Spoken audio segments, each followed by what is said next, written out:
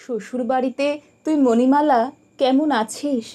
নতুন সংসার, ঘরকন্না তোর পছন্দ হয়েছে? আমাদের কথা এর মধ্যে ভুলে যাসনি তো? কখনো এ বাড়ির জন্যে মন কেমন করে না, নাকি মাঝে মাঝে করে? আমরা চার ভাই আর কলরব মুখর বাড়িটি আজকাল কেমন স্তব্ধ হয়ে গেছি জানিস। এখন কেউ আর মাখি না সুগন্ধি তেল। শীত গ্রীষ্মে নানা শৌখিন সাবান কেনাও উঠে গেছে বহুকাল।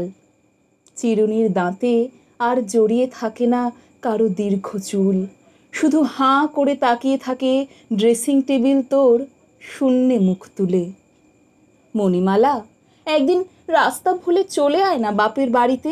যদি দুটো বেলা থাকতে না পারিস, অন্তত একবার আমাদের চার ভাইকে ছুঁয়ে যা।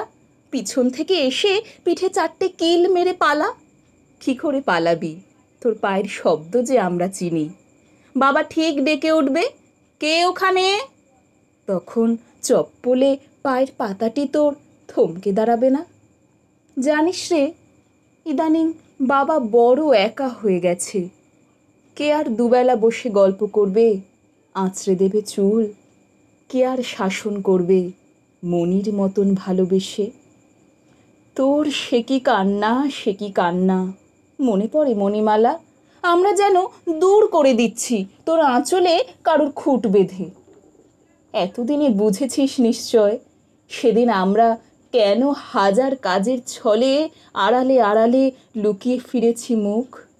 নাকি সেই তীব্র অভিমান আজও পুষে রেখেছিস? ভেবেছিস আমাদের ক্লীব নিষ্ঠুরতা চতুর্গুণ তীক্ষ্ণ হয়ে ফিরে বুকে বাজুক, বিধুক? এ বাড়ির জন্যে তোর মন কেমন করলে যেন একদিন আসিস, পরের ঘরের বউ, পথ চিনে কিংবা পথ ভুলে। কপালে সিঁদুর তোকে কেমন মানাচ্ছে, সুখ কেমন ফোটাচ্ছে আমরা দেখতে চাই। এসে গানের খাতাটি যেন নিয়ে যাস মনে করে। আমাদের বাড়ি বড় নিস্তব্ধ, গুহার মতন শান্ত হয়ে গেছে। কে আর গানের চর্চা, কে আর প্রাণের চর্চা করবে তুই ছাড়া?